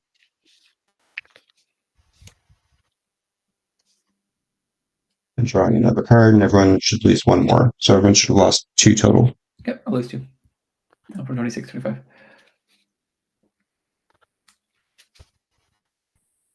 And then I will... Yeah, I'll still cast Farseek and pass turn. Yep, seems good. Okay. So he's got a -1 counter on him. Yeah. Which will come off very quickly. It just, yeah. Anytime a spell's cast, you know. I guess basically, like, he will just always have a -1 counter. Well, yeah. If you continue, well, he won't, because a +1 counter will remove the negative. Well, except counter.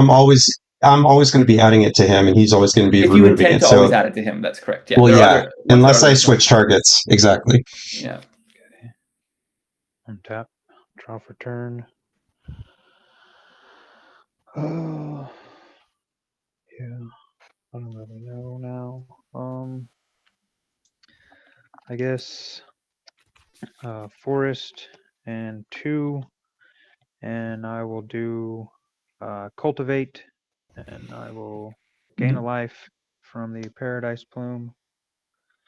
Okay, so you will lose 1 also, Turd, so you're just not going to do anything. Everyone else lose 1, I draw a card, and the Sunscorch will stay the same. Okay. Well, I guess you're not going to lose any of Trey. Yeah. My life will stay the same, so I'll gain the life as well, so yeah. This is pretty funny. So he gives me like a standstill, like... Yeah. So it's just Eli that's getting wrecked. I mean, wouldn't Turd lose a life as well? Well, yeah. Well, he cast a green spell. Oh yeah, Plume for sure. That makes total sense. Stay at the 34. I went back down. Okay. And then I will play that forest for land this turn. Did you gain 1 off his Farseek, Turd? I did not. I didn't realize he played a Farseek. Is everybody cool with that? Yeah, go ahead. Yeah, gain the 1 for sure. And I guess I'll just stay the same again here, probably. I think I totally forgot about those feathers, to be honest. With 4. Aren't you having to pay 1 life every time? Oh no, but you're gaining it back with the Nadir's Nightblade. Yeah. Yep. Radagast, and I'll just stay the same there, I guess, right? Yeah, I'll take 10-1. On the life. Yep. 1, 2, 3, 4. And I'm gonna take Primate. Oh, I can't. Never mind. It's an avatar. Can't do it. What's allowing you to sack the orc army? It's Yawgmoth. Yawgmoth the Throne Yawgmoth, Physician. Yeah, if we get rid of that, that's probably a sound play. Yes. And I'm I had gonna attempted take to last turn, notably. Experiment 1. It's a Blasphemy. human ooze. Take that to my hand. Yep. And let me see. I don't have anything. Experiment 1. Such a cool name. Oh, for sure. I love it. I'm gonna tap Paradise Plume for that Experiment 1. And I will look at the top 1. Can't take that. Soul Ring, that sucks. And yeah, that's it. I will just pass my turn. Okie dokie. Tap. Upkeep. Draw. Saga will go to 3.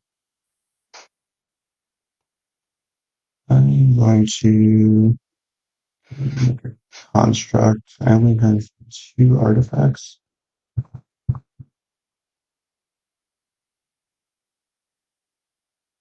Yeah, I think I will.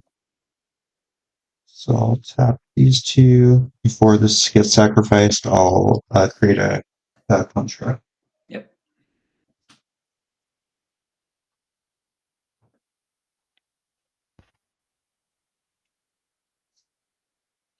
And then sacrifice this.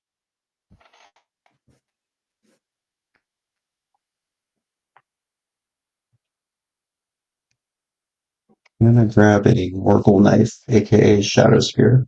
Nice.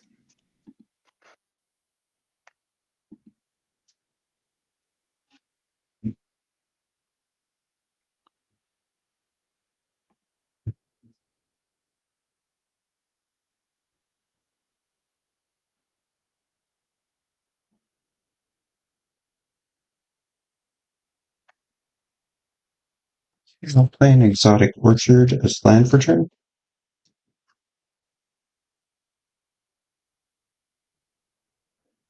Tap 2 and equip Sauron with Shadow Spear. Mm-hmm. Gives +1/+1 trample and lifelink. Yep, seems good.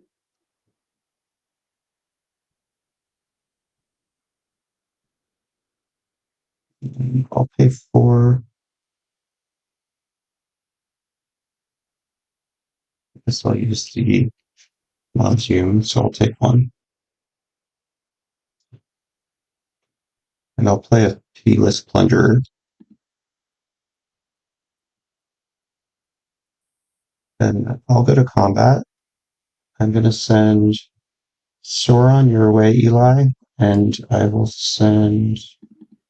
Actually, Okay.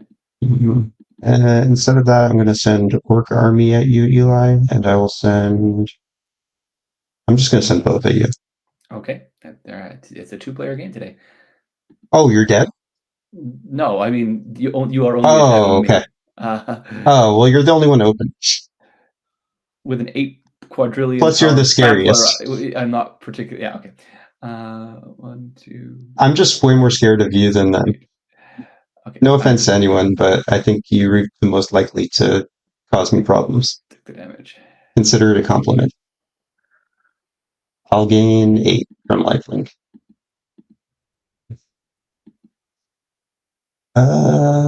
That will be a pass. Okay. I will.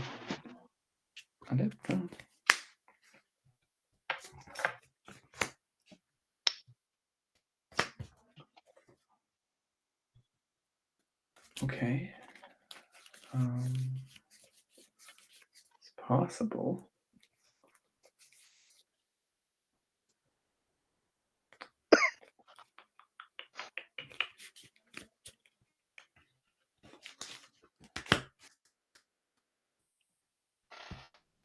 pay 5 mana.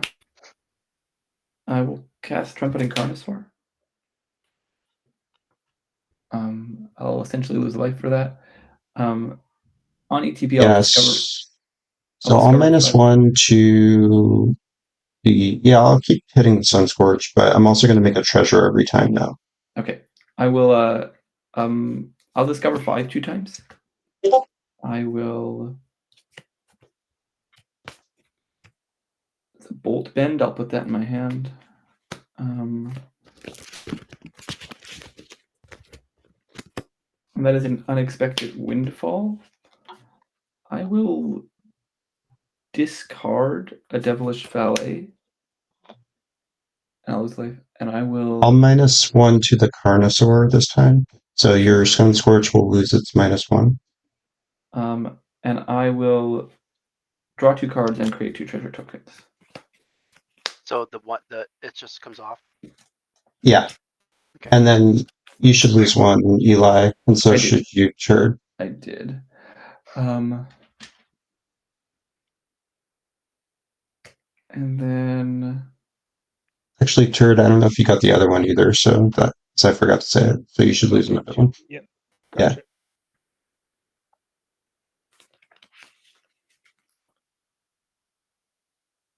I guess I'll try it. I'll pay 5 mana. Reduced by 1, I'll cast Calamity. I'll lose a life. I'll minus 1 on the Carnosaur again. Sounds good. Turd, lose 1. Yep. I will saddle Calamity with Trumpeting Carnosaur.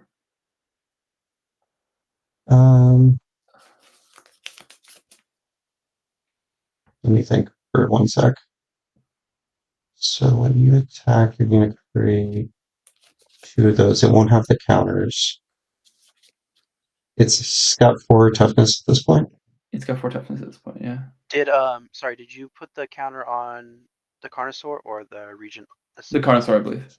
Yes, the Regent's going to get a counter every time, Get a counter. unless I say otherwise. So are you coming at me, Eli? No, I don't intend to. If you don't intend to come at me next turn.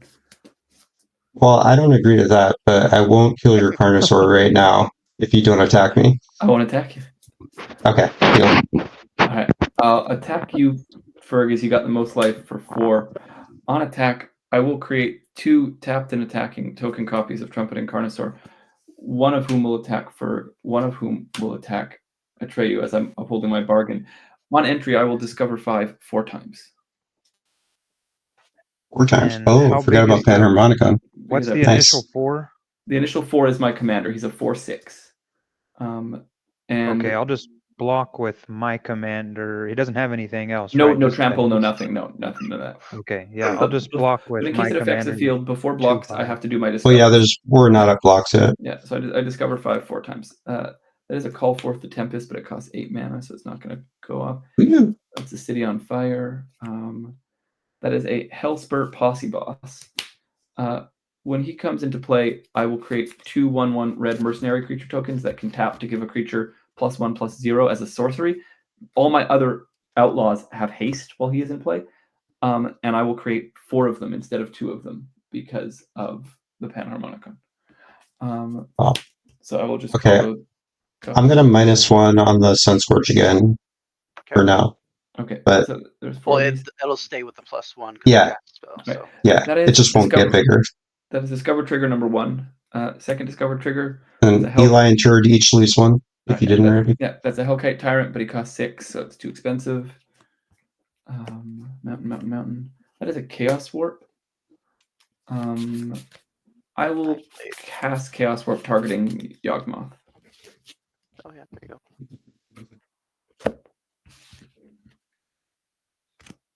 Wait, so why is Atreyu not losing the life? Was he got? Because he has Sunscorch Regent that says Every whenever time any player he casts a has- spell, he Yeah, gains yeah. a life. Yeah. So it negates that life loss. Yeah. Okay. Sack the army, -1 the Sunscorch. Ever lose 1. That is losing 1. I draw a card. You're Chaos Warping Yawgmoth. Are you tapped out right now, Eli? I'm tapped out. That's correct. Any treasure? None yet.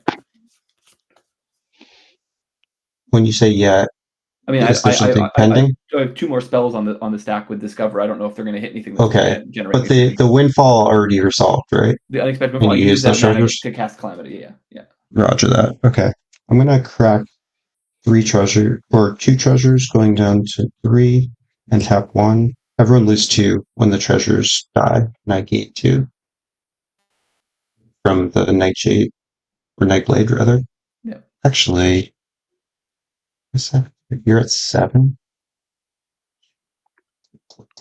6, 7. That's exact.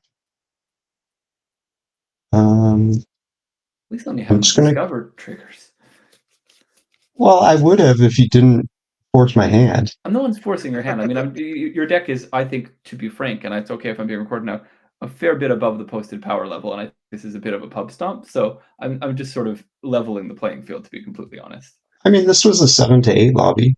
Do you think it's more than an 8? Because I don't have any infinites. No, I think it's a solid 8. Yeah, it's definitely an 8. It's on the high end of the range, but I don't think I'm pub something. You're right. You know what? You're right. I apologize. I think a better Rule Zero discussion would have helped, because I think that the 7 to 8, I think, implies a lot of people coming in with 7s, and I think yours is a very strong 8. And so to that end, I still think there is a power imbalance, and in future would have suggested a perhaps more comprehensive indicator of where you stood on that scale.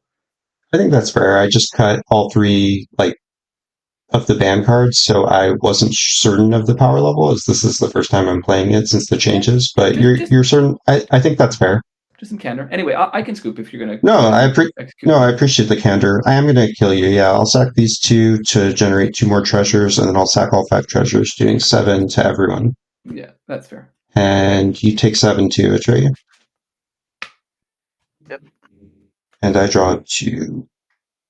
Yeah, Moth will survive. And we'll leave the stack. The Sunscorched Regent will now turn into a -1 counter, so I'll put both of those there. So now all my treasures are gone. I have 3, 4, 5 mana in my pool. I'm going to use that mana, 3 of it, to cast a Soul Shatter. Everyone's going to sack a creature or planeswalker with the highest mana value among those they control. Well, that will be game. You guys have a good one. Yeah. See you, bud. GG. Hey, Eli, are you still there? I think it's your turn to trade. Okay. I'm gonna.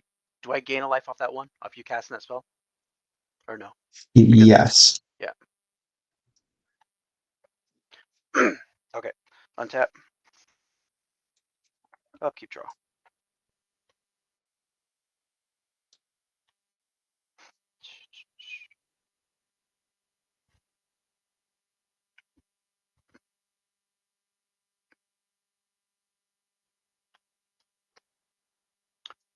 This one says.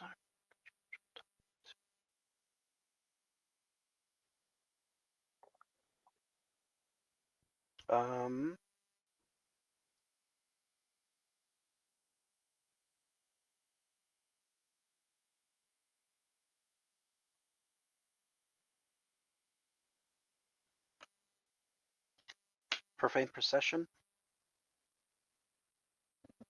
Sure.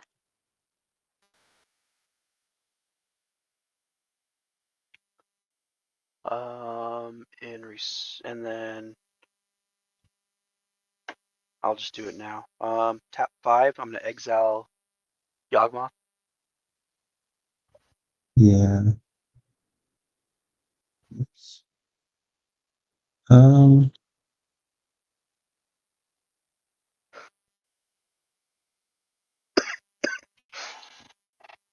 I'll respond. What's your creature, Turk? It's Experiment 1. It's just a 1/1. Okay, I'm gonna sack this Orc Army. Everyone loses 1, I gain 1. Well, I won't gain 1 because I'll kill the Experiment 1 with the Yawgmoth. I'll draw a card, make a treasure.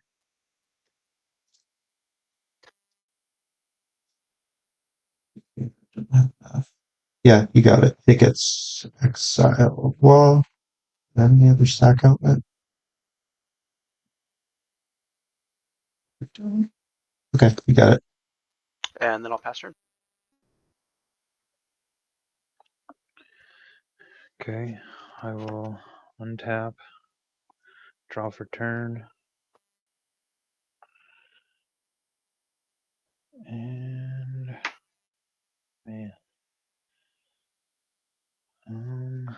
let's see. Do I have anything worth returning? No, not really.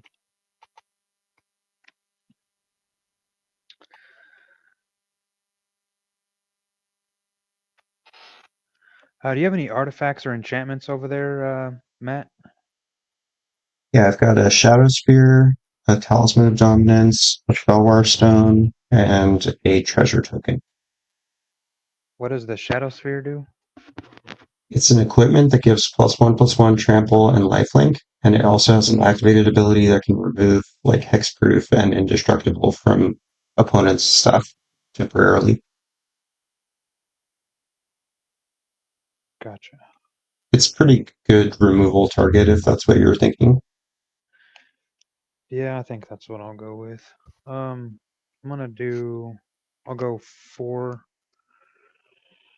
I'm gonna play Spring Sage Ritual. Destroy target artifact or enchantment. I gain 4 life, and I'll gain 5 from the Paradise Plume because it's green. Sure.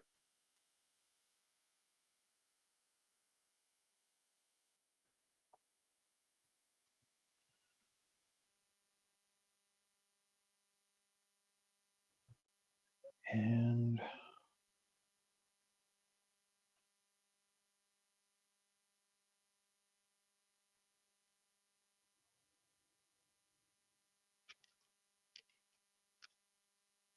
yeah, I don't know. I guess I'll go 3 for Tribute to the World Tree. I'll gain another life.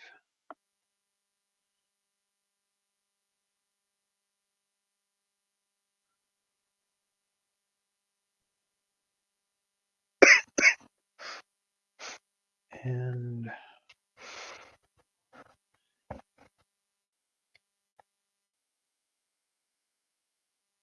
yeah, screw it. I'll go Forest and Paradise Plume for another one, and Thought Vessel, and I'll play Eternal Witness, and I'll put 2/1/1 counters on it from Tribute to the World Tree, gain a life, and I will return Summerwald Sage to my hand. Good. And I'll just pass my turn.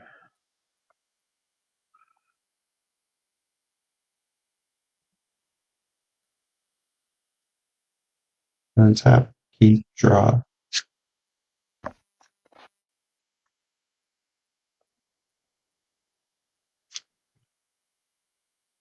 Play Phyrexian Tower as land for turn.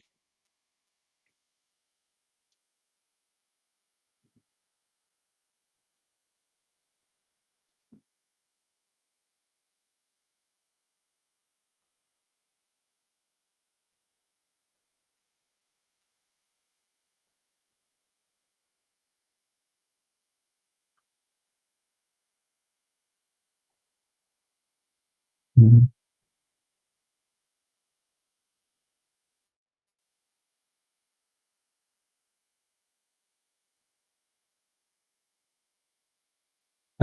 Go to combat and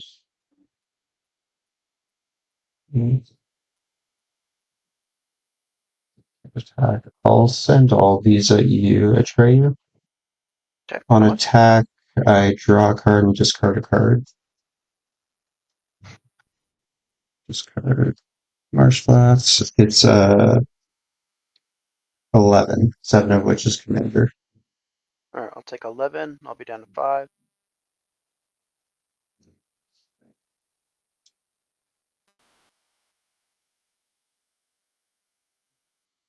Oh, the ring will go to level 4. I will discard my hand. I'll tap the Phyrexian Tower to sacrifice this Orc army. Everyone will lose 1. I gain 1. And I'll make double black, and I'll make a treasure. And I'm going to cast a... You make 1 treasure or is it 2? just 1. Okay. When a creature I control dies, I make a treasure. Gotcha. I'll cast this I was meat worried because hook. you put 2 on there. Oh, because I already had 1. Oh, gotcha. Okay. I'll put a meat hook massacre into play. I'm not putting anything into X, so no minus to anything. It's just the static effect is in play now. Mhm. And I'll pay 1 for an expedition map. I can sack it to find a land.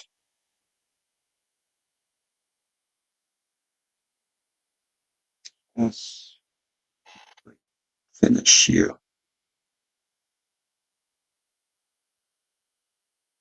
I'll just move to end step, discard to hand size, pass. Tap. Keep draw.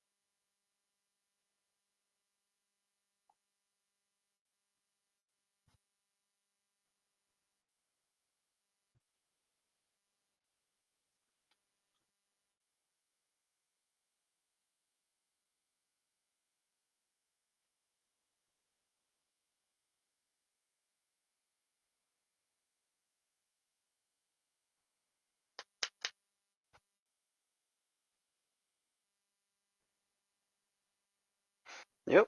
I'm gonna scoop. Got All right, GG. Damn it. You can't do nothing. All right. Nope. He's anything I do, he's gonna sack his stuff for me to go down to 0. I don't have a sack outlet, or I would have just killed you on my turn. But Good game, guys. I still think, good Yeah. game. Yeah. Yeah, sorry if this was too high power, guys. I didn't No, intend that. it was alright. I think it's okay. It's on the higher end of 8. Yeah, Yeah, So it's a solid deck. It's a good it's a deck. solid Yeah. 8 It's deck. good. I think the ours is maybe a little he's right. slower. We should have had a conversation. I think ours My is just bad. a little slower, and so But I mean, his deck was ultra powerful too. Like he could have won if I oh didn't yeah. draw into that counter. Oh, either one of you Yeah, could it have, was one of you two guys taken early. over. Yeah, I mean, yeah. Do you want to finish charge, or you want to just stop? I don't know. I'm gonna see what I can do here. We'll see. I don't know. Let me Okay. try Yeah. something here. Yeah, no problem. I'm gonna go. I think it's just. I mean, you probably still got it, but we'll see. I got enough life. I can still maybe make one more turn. I don't know. Sure. Yeah, take your time. No rush. I'll go 2 forests and 1, 2, 3, 4, and I'm gonna play Serac and Goreclaw, and I will draw a card from Tribute to the World Tree, and now everything has got haste or non-token creatures that I have enter with 1/1 counter and haste. That card's so good. And trample. Yeah. And so I'm gonna go forest and 2 for Summerwald Sage, and it'll enter with a 1/1 counter on it and haste. And I'll gain a 1 from Serac and 1 from Summerwald Sage. And I will tap Summerwald Sage for Eladrimy, Corvectol, and I'll gain another life, and it'll enter with a 1/1 counter and haste. And I'll draw another card from Tribute to the World Tree.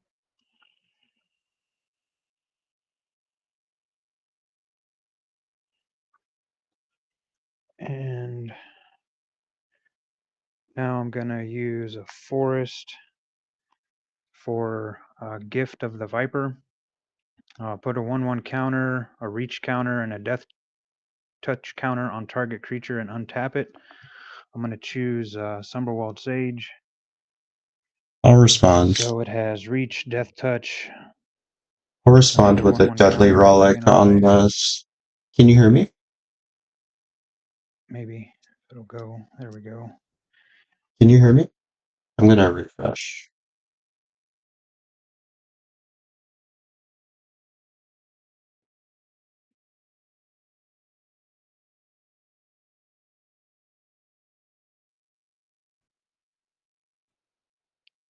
Can you hear me now? Yeah, I can hear you. Yeah, sorry. Okay. Were you I saying think something? I think you couldn't hear me. Yeah, no, I couldn't hear nothing at all. Sorry, I was just playing. I was going to respond to the Gift of the Viper. Can we go back, or are you already past Oh, that? yep. Back that up. Nope, I think we're good. Yeah, we can go back that. Okay. I'm just going to deadly relic on the thing you're gifting, which is going to exile it. This. Okay. Whatever you were untapping with the Gift of the Viper. Yep. The Somber Wall? Yeah. Mana Dork. Yep. So it'll get exiled. Okay, exiled. Gotcha. Okay. And okay, so then I would not. I would still gain all the life though, right? Yeah. Yeah. Yeah. Okay. Okay, and I'll just look at the top card of my library just because I can.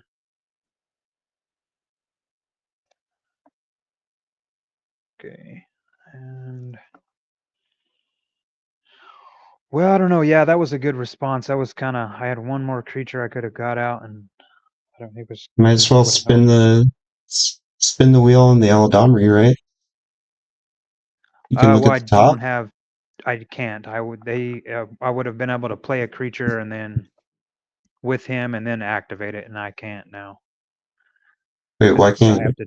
I have to pay a forest, tap him, and then 2 untapped creatures I control. He doesn't have haste; it's other creatures.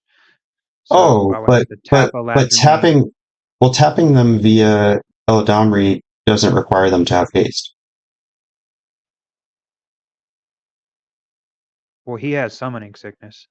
Yeah, but that doesn't matter. As long as Eladamri can tap, then the other two can have summoning sickness. It doesn't matter. So you can still use it. Does that You make can sense? tap a creature without haste. As long as something else is tapping it. So, Oh, okay, gotcha. If as long as it's yeah, ability of another creature. exactly. Okay, Yeah. okay, okay. Yeah, okay, yeah. I didn't know that. Gotcha. Yes. So you've got that available if you want to try it. Uh, yeah, I mean, I can do that. I'll do the forest. I'll tap a Ladrumi, and well, I don't know. That kind of just cut me down on blockers, but oh well. I'll do it. See if I can draw into something. I will Did help you with my look at your turn. top card already? Yeah, I did. I don't want to do that Okay. one. I'm gonna reveal the uh where is it at? I'm gonna go Galta, Primal Hunger for my hand, Mm-hmm. and I will put that onto the field. And I'll draw a card and gain a life. Yep. And it'll enter And with then a 1/1 then it counter and gets haste haste. from Surah. Yeah, nice. Yep. And then I might as well just swing it at you because it's going to be a lot of damage probably. Yeah, I'll just enter combat and I will swing Galta over at you. Okay. 13. 13 with trample. Yeah. Yeah, I'll just take it. I'll go to 14. Gotcha. And pass my turn. All right.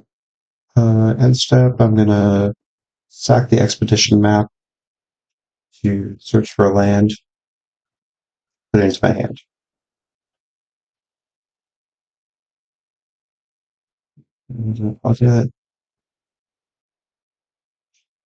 I'll get a Field of the Dead. That into my hand.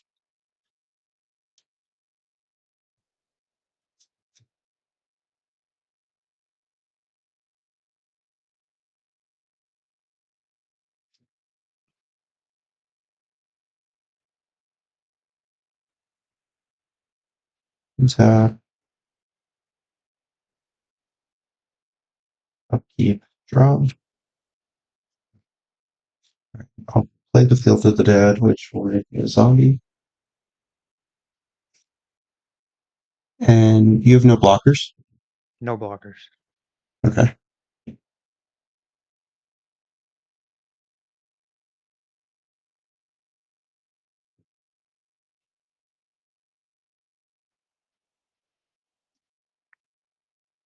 So I'll go to combat and I'll just send everything. Well, that's 0 power.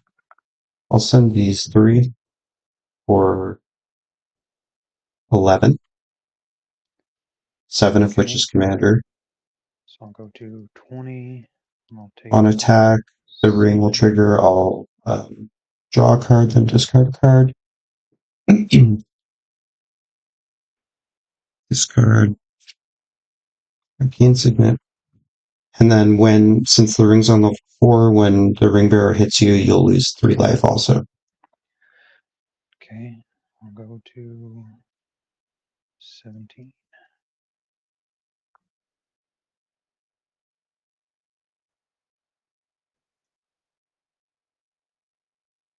Legendary artifact. Happen.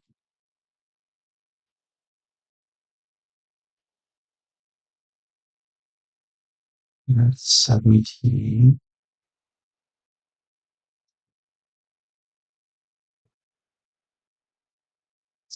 You know what? I'll just discard my hand to the ring trigger and draw 4.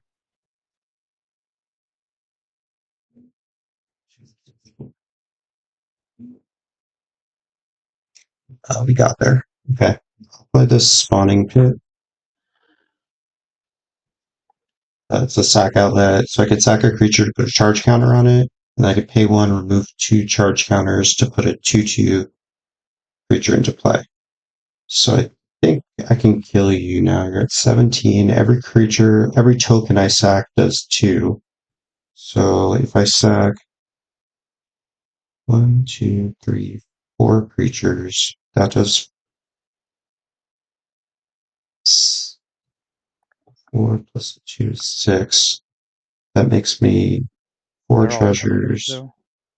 Only Oh, these no. 2 are Okay. tokens. Yeah. You would make the tokens. Okay. Got The it. meat hook does 1 no matter what. It's going to be a little tougher than I thought. Yeah, I'm just going to pass turn. I would kill you if I think I could, but I don't think I can at the moment. I'm Yeah. not trying to I slow play you. No. Yeah. I don't. I don't think if you can. I think I probably have it. I don't know. Maybe if you can Well, negate we'll see. this first spell, maybe not, but we'll see. I guess. Yeah, I'll just shoot for it early, just instead of wasting the time. I'll go forest and 1, 2, 3, 4, and I'm gonna play the Bighorn Rancher. And Okay, so with that on the stack, that's going to trigger my commander to amass me an orc, but with that on the stack, I will sack this orc to the spawning pit. So that's a token, so you'll lose 2. I'll gain 2. Okay. And then this spawning pit will get a counter. And I will make a treasure because the creature died. And then I'll let the Sauron trigger resolve, which will amass me an orc.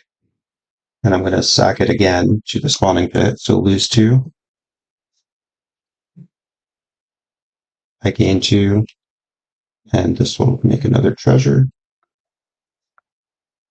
Now I'll sack the zombie to the spawning pit, lose 2 more, I'll gain 2, make a treasure.